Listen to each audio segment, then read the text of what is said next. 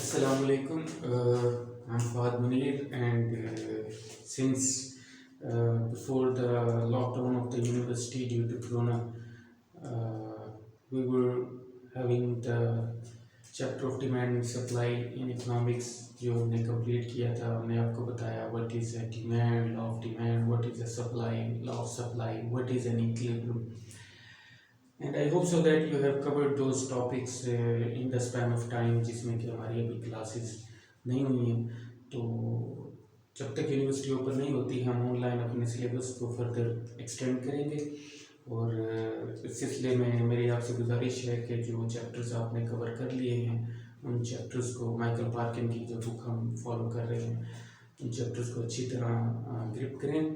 और फर्दर ये कि चैप्टर की जो सेंस को चेक करने के लिए कि क्या आपने उसे अच्छी तरह ग्रिप कर लिया है नहीं, आप एंड ऑफ चैप्टर एक्सरसाइजेज जो प्रॉब्लम्स की फॉर्म में गिवन है उनको अटेम्प्ट कर सकते हैं. और उसमें अगर कोई इशू राइज होता है, कोई प्रॉब्लम आपको आता है, तो आप वो through online, through WhatsApp, through email group में सेंड कर सकते हैं.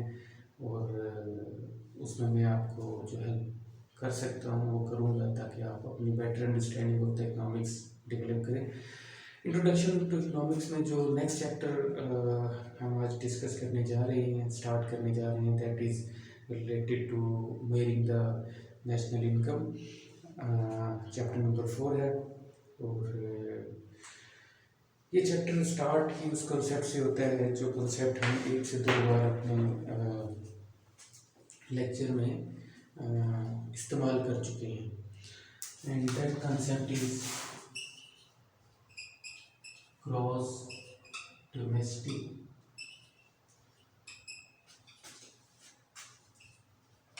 Product, also known as GDP. So what is a GDP?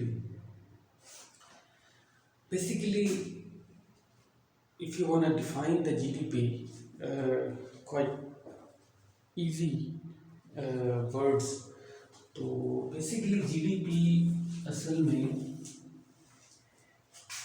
it is a market value of goods and services produced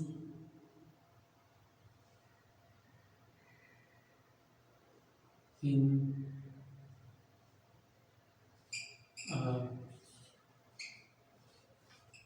a country during a period of time.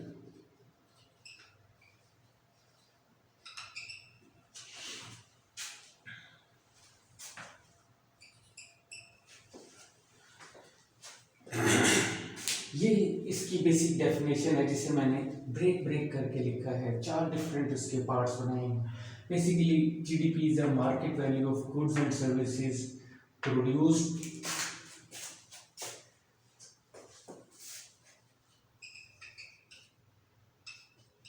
In a country during a period of time.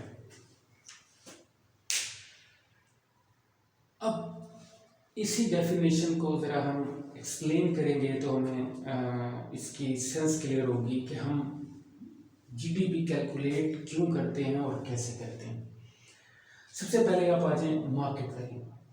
देखिए जी, market value से मुराद इसमें जो सबसे अहम word है वो तो value है. ये इसीलिए शामिल किया जाता है कि हम एक होमोजीनियस स्केल पर जीडीपी को कैलकुलेट कर सकें. अगर ये ना हो, वैल्यू का स्केल निकाल दें, तो अब जब हम प्रोडक्शन को काउंट करेंगे तो वो इस तरह से होगी. 50,000 गज कपड़ा, 1 लाख टन गंदम और 30,000 किलो आम और फलां फ्रूट इतनी मिकदार में, इतनी मिकदार में, इतनी मिकदार में. सारी डिफरेंट मिकदारें, किसी का यूनिट टन होगा, किसी का किलो होगा, किसी का गज होगा, किसी का जो है ना यूनिटी नंबर की फॉर्म में होगा कि 50 घर बनाए, राइट। तो हम इन डिफरेंट स्केल्स की चीज़ों को होमोजेनाइज करने के लिए, ताकि उन्हें काउंट कर किया जा सके, इकट्ठा किया जा सके, हम उनको उनकी प्राइस के हिसाब से वैल्यू करते हैं, राइट। मसलन कपड़ा है 50,000 गज है, क्या उसकी मार्केट प्राइस है, उसकी मार्केट प्राइस से मल्टीप्लाई करते हैं। गंदम 30,000 मन है, मार्केट प्राइस क्या है उसको उसकी मार्केट प्राइस से मल्टीप्लाई करती है। अब अमाउंट क्या है, रुपीज़ में, डॉलर्स में, या पाउंड्स में, या किसी भी करेंसी में, वो अमाउंट लिखते चले गए, अमाउंट लिखते चले गए। तो ये मार्केट वैल्यू का ये फ़ायदा है कि हम बेसिकली डिफरेंट चीज़ों की प्रोडक्शन को अकाउंट फॉर कर सकते हैं, राइट। तो अच्छा, मार्केट वैल्यू हो गया। गुड्स एंड सर्विसेज, यानी प्रोडक्टिविटी जो होती है वो होती ही या गुड्स की है या सर्विसेज की है, ठीक है। तो अब सिर्फ गुड्स नहीं करना, सर्विसेज को भी करना है, राइट। गुड्स नहीं करना, सर्विसेज भी करनी है। तो फॉर एग्जांपल बैंकिंग सिस्टम जो है वो आपको कोई गुड्स नहीं देता, सर्विसेज देता है, राइट। नादरा आपको कोई गुड्स नहीं देता, सर्विसेज देता है, ठीक है। तो ये गुड्स के साथ सर्विसेज भी, सर्विसेज का फीचर ये होते हैं इंटेंजिबल होती है, गुड्स टेंजिबल होते हैं, right. Next thing is in a country, country specific GDP. असल बात ये है ज्योग्राफिकल, यहाँ पर कंट्री से मुराद है एक पर्टिकुलर ज्योग्राफिकल बाउंड्रीज, कि ये 7,96,096 मुरबा किलोमीटर के अंदर अंदर जो चीज़ प्रोड्यूस हो रही है वो इस मुल्क की जीडीपी है, right, in a country during a specific period of time, 1 year, 6 month, 1 month, जो भी पीरियड होता है उस पीरियड के लिए कैलकुलेट की जाती है। This is what we call GDP. अच्छा, अब जीडीपी को जब हम समझ गए हैं कि व्हाट इज अ जीडीपी, तो नेक्स्ट इम्पॉर्टेंट चीज़ ये है कि हम जीडीपी को कैलकुलेट क्यों करते हैं, व्हाई, राइट, क्यों करते हैं। देखिए, बहुत पुराने दौर में जब ये कॉन्सेप्ट नहीं होता था जीडीपी का, राइट, तब भी कुछ रियासतें या ममालिक अमीर होते थे, कुछ गरीब होते थे, ठीक है। तो ये जो अमीर और गरीब ममालिक होते थे उनमें फ़र्क क्या होता था? उनमें फ़र्क ये होता था कि जो अमीर ममालिक हैं वो ज़्यादा प्रोडक्शन करते थे, वो अपनी ज़रूरत से भी ज़्यादा प्रोड्यूस करते थे, ठीक है। और जब वो अपनी ज़रूरत से ज़्यादा प्रोड्यूस करते थे तो जितनी उन्हें ज़रूरत होती थी वो इस्तेमाल करते थे, बाकी के लिए तिजारती काफ़िले निकलते थे, उस मुल्क से दूसरे ममालिक में सामान ले जाते थे और बेचते थे। वो जो सामान बेचते थे उसके बदले में वो जो कॉइन, सोना, चांदी जो भी इकट्ठा करते थे वो अपने मुल्क में ले आते थे। अब वो अपने मुल्क में जो ले आते थे तो उससे वो अपनी जो सल्तनत की तमाम ज़रूरियात पूरी करने के लिए जो जो चीज़ें जहाँ जहाँ से उन्हें दूसरे ममालिक से चाहिए होती थी वो लाते थे और मज़ीद अच्छी प्रोडक्टिविटी करते थे, ठीक है। और इसी इसी चीज़ की बेस पे वो चूँकि असलहा भी ख़रीदने की पोजीशन में होते थे और फिर जंगें करने की पोजीशन में भी होते थे, तो अपनी रियासत को फैलाते भी थे, राइट। तो असल में जीडीपी का कॉन्सेप्ट तो बहुत बाद में आया, प्रोडक्टिविटी का कॉन्सेप्ट बड़ा पुराना है। तो प्रोडक्टिविटी जितनी ज़्यादा होगी उतना इसका मतलब है कि मुल्क खुशहाल भी होगा और मुल्क में जो लोगों की ज़रूरियात ज़िंदगी हैं वो भी अच्छी तरह पूरी हो रही होंगी, और जो भी कोई मुल्क की रियासत है या हुकूमत है वो भी अपनी तमाम तर जिम्मेदारियाँ इंतहाई एहसन तरीके से सरंजाम दे रही होगी। तो असल में इकोनॉमिक्स जब हम पढ़ते हैं तो हमारा फोकस होता है कि promoting the welfare of the people, वो एक पर्पस है, ऑब्जेक्टिव है इकोनॉमिक्स को अप्लाई करने का। तो उस पर्पस के लिए सबसे इम्पोर्टेंट चीज़ जो जिस पर कि हमारी नज़र होनी चाहिए ओवरऑल इकोनॉमी के हवाले से वो जीडीपी है, कि हमारे मुल्क में प्रोडक्टिविटी की सिचुएशन क्या है, राइट। तो ये आपका जीडीपी। अच्छा, अब बेसिकली अगेन एक पुराना डायग्राम जो पहले भी एक दफ़ा हमने देखा था,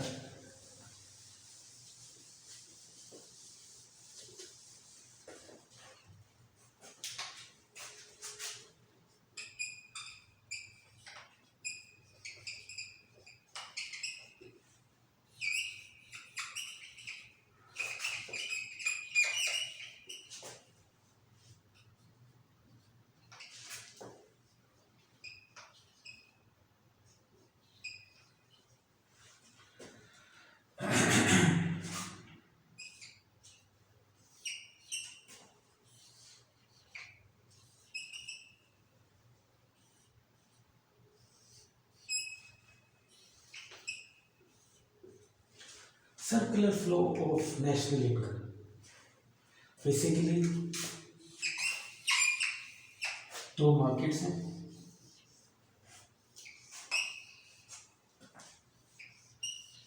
एक फैक्टर मार्केट है, एक गुड्स मार्केट है, और दो ही पार्टिसिपेंट्स हैं, एक हाउस होल्ड है, एक फर्म है, राइट। होता क्या है कि ये जो हाउस होल्ड है ना, जो हाउस होल्ड हैं, ये अपनी स्किल या अपने रिसोर्सेज को सेल करने के लिए फैक्टर मार्केट में जाते हैं, राइट, फैक्टर मार्केट में जाते हैं, और फर्म इन्हीं फैक्टर प्रोडक्शन को बाय करने के लिए फैक्टर मार्केट में जाती है। एक लेबर है, वो अपनी लेबर लेकर जाता है, एक कैपिटलिस्ट है, वो अपना कैपिटल लेकर जाता है, एक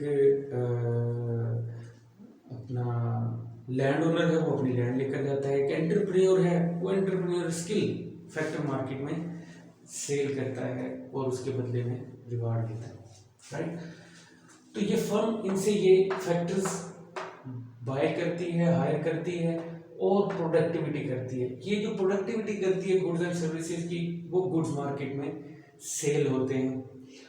यही हाउस होल्ड जो अपनी फैक्टर मार्केट में अपनी फैक्टर प्रोडक्शन सेल करके आया है, इसे अपनी जिंदगी गुजारने के लिए जो भी गुड्स एंड सर्विसेज चाहिए, ये फैक्टर मार्केट में उन्हें बाय करने के लिए आता है, ठीक है। और ये जो बाय करता है तो अगेंस्ट द प्राइस करता है, वो प्राइस गुड्स मार्केट से फर्म के पास जाती है, राइट, और फर्म उसी प्राइस के अगेंस्ट ही तो इन्हें अप्रोप्रिएशन दे रहा है, वर्कर को वेज दे रहा है, एंटरप्रेन्योर को प्रॉफिट दे रहा है, लैंड ओनर को रेंट दे रहा है, कैपिटलिस्ट को इंटरेस्ट दे रहा है, तो ये फर्म दे रही है, ओके। अब असल बात ये है कि जीडीपी कैलकुलेट करने के दो अप्रोचेस बड़ी अहम है, एक है इनकम अप्रोच और एक है एक्सपेंडिचर अप्रोच। उन चीज़ों को समझाने के लिए मैंने आपको ये डायग्राम बना कर दी, ठीक है। इसमें एक और चीज़ का इजाफा आप कर लें कि एक और चीज़ भी है गवर्नमेंट।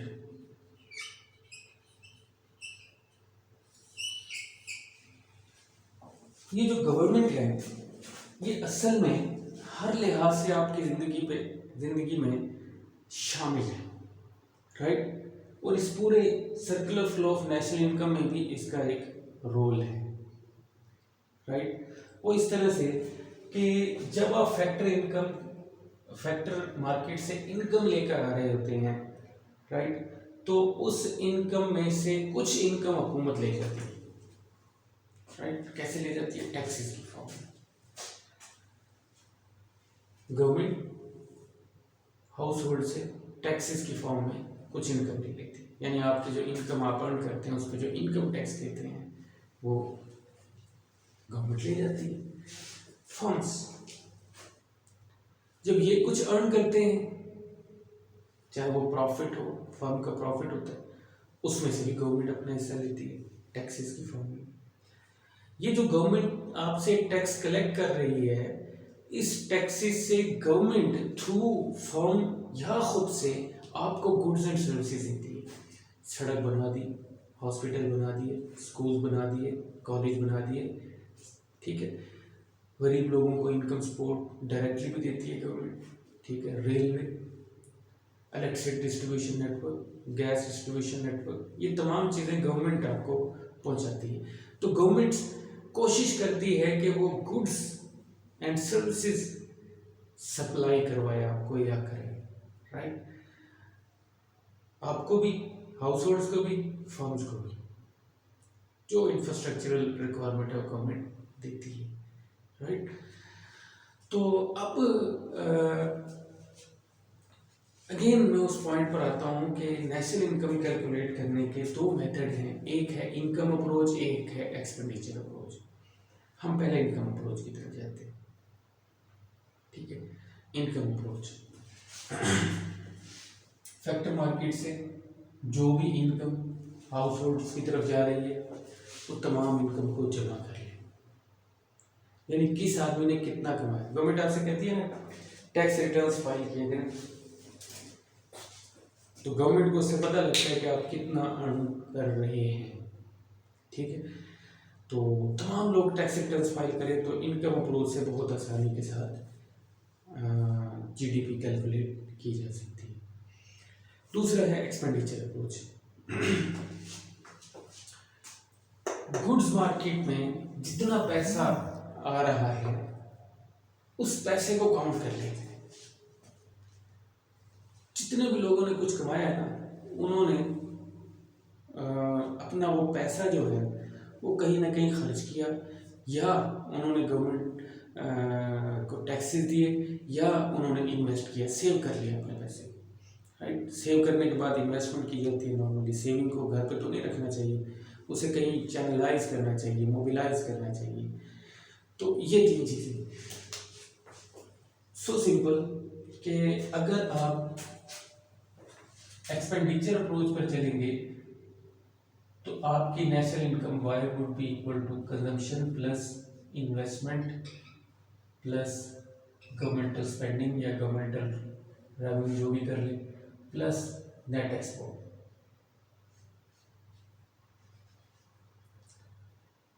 ये आपकी एक्सपेंडिचर अप्रोच है जिसके तहत आप जीडीपी को कैलकुलेट कर सकते हैं।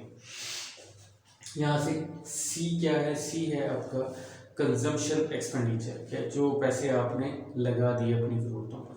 तमाम लोगों ने जितनी कंजम्पशन की वो सी में रहेगी।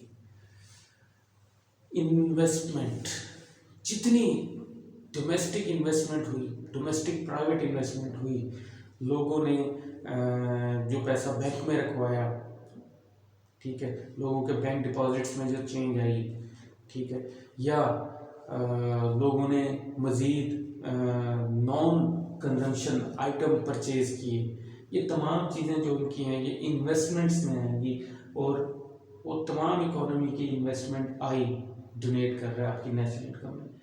उसके बाद गवर्नमेंटल एक्सपेंडिचर, गवर्नमेंट ने क्या क्या ख़रीदारी की या क्या क्या कहाँ कहाँ एक्सपेंडिचर्स किए, वो तमाम के तमाम आपके जी में आएंगी। प्लस आपने जो बाहर से चीज़ें खरीदी, ठीक है, आपने जो बाहर से चीज़ें खरीदी और बाहर चीज़ें बेची, उनका net export factor x minus M आएगा। ठीक है, बेसिकली होता क्या है कि जो चीज़ें हम एक्सपोर्ट कर देते हैं, जो चीज़ें हम एक्सपोर्ट कर देते हैं वो हमारे मुल्क में बनी होती हैं, यानी वो हमारी प्रोडक्टिविटी का हिस्सा होती है। लेकिन मसला ये है कि वो हमारे मुल्क में ख़रीदी नहीं गई। अगर वो हमारे मुल्क में रहती तो शायद ख़रीदी भी जाती, वो ख़रीदी नहीं गई, वो बाहर चली गई। इसलिए हमने कहा कि उन एक्सपोर्ट्स को जमा किया जाए, कि उसे हमारी जीडीपी का हिस्सा होना चाहिए। हमने प्लस एक्स किया। फिर हमें ये पता लगता है कि हमारे लोगों ने कुछ ऐसी चीज़ें खरीदी जो हमारे मुल्क में नहीं बनी थी, वो किसी और मुल्क में बनी। तो वो जो चीज़ें हमारे लोगों ने ख़रीदी जो हमारे मुल्क में नहीं बनी थी, उसको हम कहते हैं माइनस करें, क्योंकि वो हमारे मुल्क की प्रोडक्टिविटी नहीं थी, तो एम को माइनस करते हैं। इम्पोर्ट्स एम, एक्सपोर्ट एक्स, ठीक है। एक्स माइनस एम फैक्टर को हम ऐड करते हैं, इस पूरे फैक्टर को हम कहते हैं एक्स माइनस एम को नेट एक्सपोर्ट फैक्टर, राइट। तो ये आपका जीडीपी का जो मेथड ऑफ कैलकुलेशन है बाय यूजिंग एक्सपेंडिचर अप्रोच, वो ये है। और इनकम अप्रोच तो बहुत ही, जिसे आप कहते हैं कि काफ़ी आसान है कि आपके फैक्टर और प्रोडक्शन की जो इनकम है उसको आप सम अप करें तो आपके पास इनकम अप्रोच के तहत जीडीपी कैलकुलेट हो जाएगी।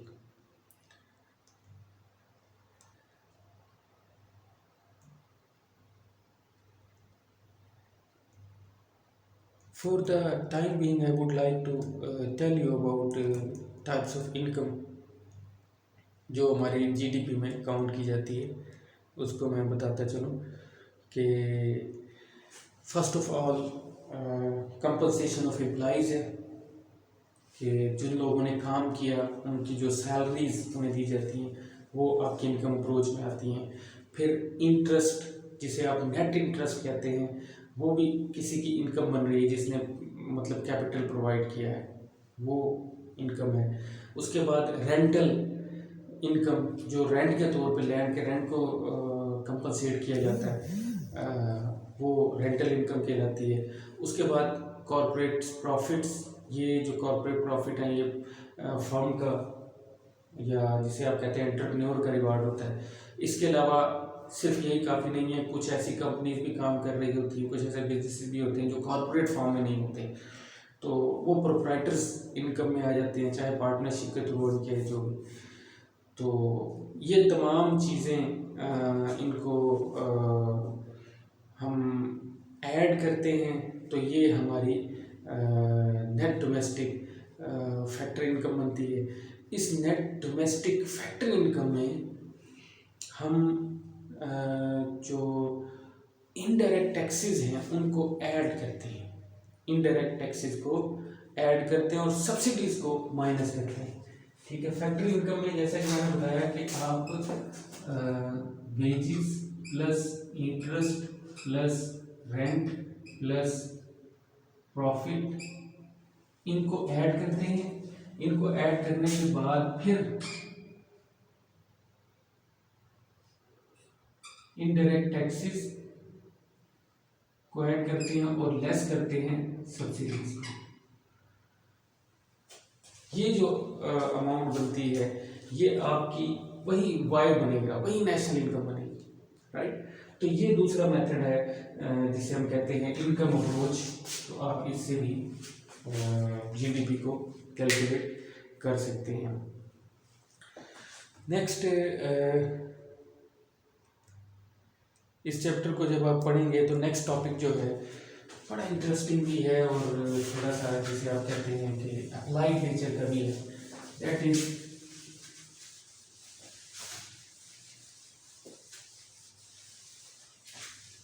introduction to nominal versus real GDP।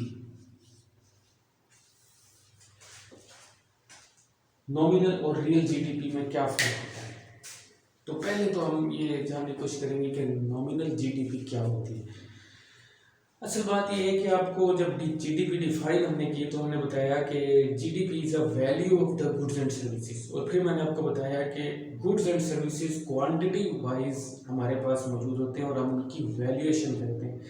अब ये जो आपने वैल्यूएशन की, अगर करंट मार्केट प्राइस पर की कि आज कपड़े का क्या रेट चल रहा है, आज गंदम का क्या रेट चल रहा है, आज आपके जो अदर गुड्स एंड सर्विसेज है उनका क्या रेट चल रहा है, आज के रेट के हिसाब से अगर आप उनकी वैल्यू करेंगे, यानी आज की कीमत यानी प्राइस से उनकी क्वांटिटी को मल्टीप्लाई करेंगे, तो ये है करंट प्राइस पर जीडीपी कैलकुलेट करना। और ये करंट प्राइस पर जीडीपी कैलकुलेट करने को नॉमिनल जीडीपी कहा जाता है।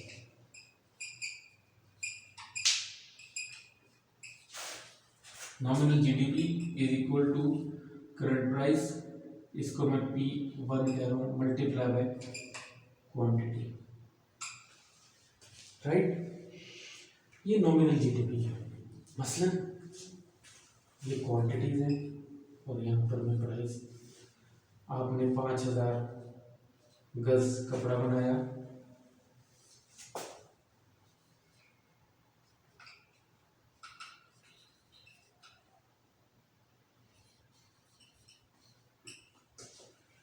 आपने 3000 टन गंदम और 2000 टन आपने स्टील मैन्युफैक्चर की। अब इसकी जो करंट प्राइस है मिसाल के तौर पर वो है 100 और इसकी है 50 और इसकी है 80। आप इनकी जो वैल्यू निकालेंगे, ये वैल्यू यानी P इंटू क्यू, ये इसके लिए निकलेगी 5 लाख,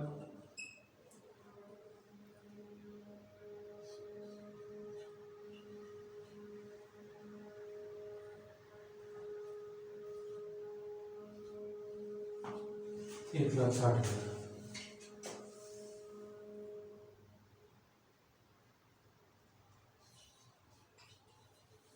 ये इसकी वैल्यू है। ओके, करंट प्राइस पर आपने ली तो ये बनी। अच्छा, अगले साल अगर इसकी प्राइस इंक्रीज कर जाती है और क्वांटिटी हम इतनी प्रोड्यूस करते हैं तो ये वैल्यू हमारी इंक्रीज कर जाएगी। यानी कि इस पर्टिकुलर कॉन्टेक्स्ट में करंट प्राइसेस पर जब हम जीडीपी कैलकुलेट कर रहे हैं तो आज हमने ये क्वांटिटी की, उनकी मार्केट प्राइस ये थी।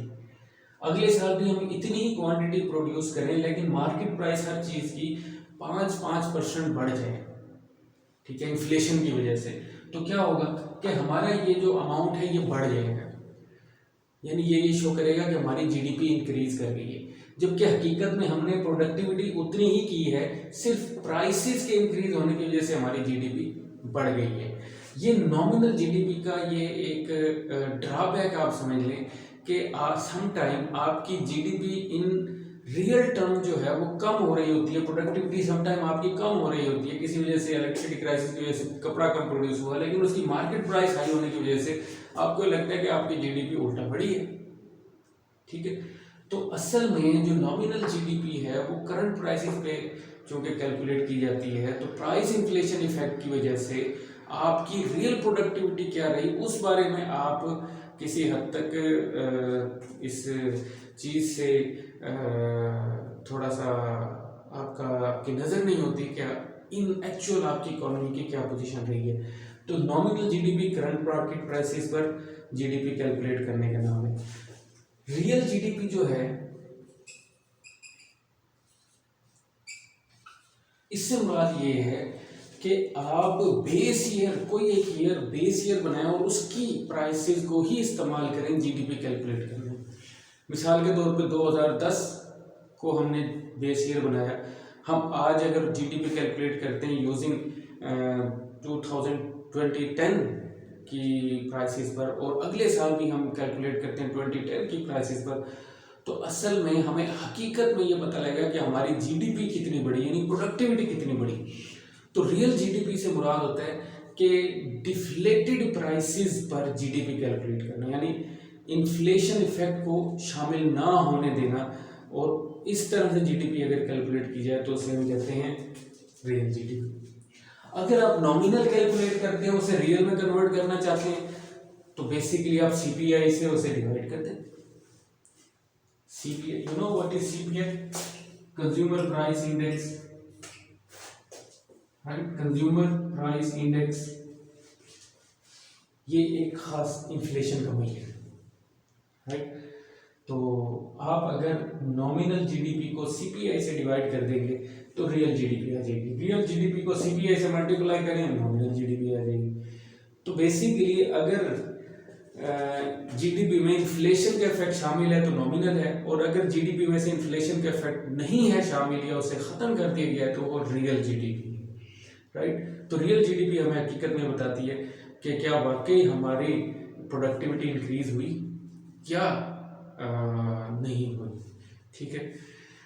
तो ये था आज आपका थोड़ा सा इंट्रोडक्शन कराया हमने नेशनल इनकम के साथ, और फर्दर हम इसे नेक्स्ट लेक्चर में या next part of the video में हम आपको इसी कंसेप्ट के बारे में मज़ीद कुछ बताएंगे कि क्या जीडीपी यानी जो प्रोडक्टिविटी का एक प्रॉक्सी है बहुत वास्टली यूज़ होता है, क्या वो वाकई ही प्रोडक्टिविटी को कैलकुलेट करता है, इनकॉर्पोरेट करता है, या इसकी भी कुछ लिमिटेशन है।